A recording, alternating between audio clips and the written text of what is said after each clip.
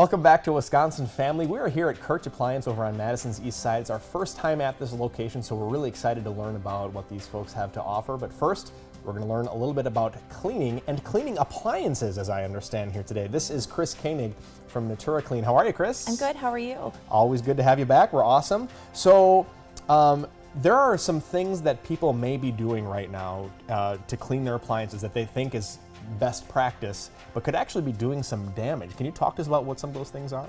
Yeah, well, there's some things that can damage surfaces, like cooktop surfaces, Sure. like and any surface, things that are high in acid and high in sugar. Okay. And so the damage that you can be doing is letting them sit. Okay. You're like, oh, let's just let them sit. The cleaners are coming next week. Don't do it. Wipe it off Gotcha. right away as soon as the burners Gotcha. cool down, because they'll etch, and especially enamel Right. stoves. They'll etch and damage enamel stoves. So not so much the things that they're doing to clean, but the things they're not doing because they think that you're coming. Exactly. Yeah, Okay, that's wow. it. Yeah. Wow. What do you mean by acids? What would that be, like spaghetti sauce or something? Yeah, tomato sauce, vinegars, things like that. Okay. Yeah. What about the how to clean a glass top stove specifically? How do we clean it? Yeah, so again, that's another thing where if you're making something that's high in sugar, you want to wipe it off right away as soon as it cools down. Right. And then one of my favorite things, I keep talking about this, is the paste with baking soda and Castile soap or dish soap. Sure, yeah, you yep. stir that up so it's like frosting.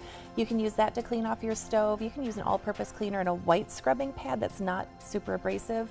And anything that's left on, rinse that off. Anything that's left on, spray some water or some cleaner and use a razor blade and get the burnt stuff off. Straight up and down. The razor blade's okay to use on the glass surface. Yeah, Okay. yeah. As long as you use it correctly, you don't want to go sideways with it. You want to scrape right, forward. yeah, Yeah, right. Yeah, and makes hold sense, it as makes sense. straight up and down as you can. It's funny that you talk about the baking soda thing. My father-in-law, I was actually in the kitchen with my father-in-law, this is a couple years ago now, and he discovered that by accident. I don't know, something thought, I wonder if I can use baking soda, and it worked. It got a lot of the crud off that had been burnt onto his stovetop. Yeah. Is that, I'm just and curious. pans too, by the way. Pardon It me? works so well on pans too. Oh, really? Yeah, Okay, that's burnt good to on know. food on pans. Is there anything, is it safe for all surfaces to use baking soda? Yeah, there's probably some things that you can't use it on, but I can't think Okay. of You any can't off think the of top any of my right off the head. So top. Okay. Okay. we pretty much use it on anything in Okay. bathrooms, kitchens. Yeah. Good to know. Good to know. I kind of put you on the spot here, but No let's talk a problem. little bit about the drip pans on electric stoves. We all have those, and we all look at them and we say, "Gosh, I should probably clean that next week." So, what are some things that we should be thinking about when it comes to those? Yeah. So I learned this in my home cleaning technician class, and I didn't realize this. They're not totally made for being drip pans. They're Right. also made to reflect the heat back up onto the bottoms of the pots and the surfaces, or pots and the pans. So you want to keep them clean so that the chrome is reflecting the heat. Okay. And they're easy to replace. If they get we go in and some are really bad, and Yeah. we don't spend a lot of time on them because you can recycle them with metal recycling. Yeah. The Middleton Recycling Center recycles metal. Sure. So you can recycle them and buy new drip pans Just buy much new ones. cheaper than paying us to clean them. Right. At a local hardware store, or I'm sure they probably sell them here too. So I'm curious. So if you had those, if they were black and not chrome or more reflective, is that not going to be as efficient then? You think, or Well, is those that are kind of normally on gas stoves, which is okay? Interesting. different, We have it yeah. on our electric stove, but Oh, we you do? we Okay. replaced them with the chrome ones. Yeah. So interesting stuff. Yeah, I'm not sure. Yeah. Let's go inside the oven. So I'm thinking back to the day of using that spray foam stuff that stinks up the whole house. Right. I'm wondering, is that still the way to go? No. For me, no, because it's Right. toxic. It's Yeah. just really bad. Yes. But there's different types of oven surfaces, or different types of ovens. So there's self-cleaning ovens. You never want to use oven cleaner on those. It's so much easier. Just use the self-clean and then Right. wipe it out at the Wipe end, it or out, yeah. vacuum out the ash.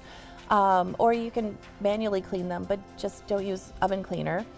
There's continuous clean ovens, which they have surfaces that create reactions so that it's continually cleaning when it's Really? cooking. Interesting. Yeah, they never really look clean. They kind of look hazy, but You never want to use oven cleaner on those. You don't want to use abrasives on those. How do you know if you have that?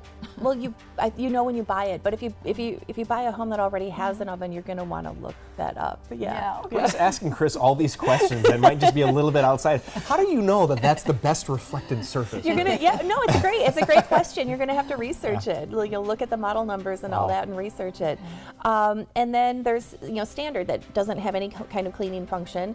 And that you can use oven cleaner, but I still don't recommend it. Right. You can use abrasives, and you're going to manually clean it. And again, use what you can do is use the paste. So spray water inside, so it pools at the bottom. Sure. Turn it on to 200, 225, and for like 15 minutes, and create a little steam bath in there. Okay.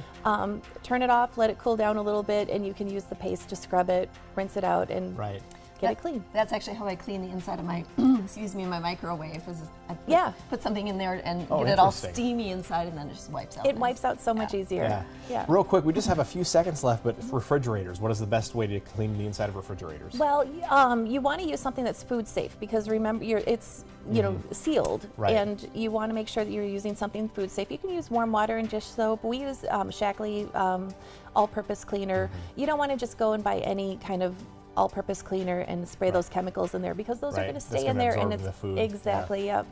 Very good. Chris Koenig from Natura Clean, always getting some good tips from you. Thank you so much for joining Thank us you. today. Don't go away. There's more Wisconsin Family coming up after the break.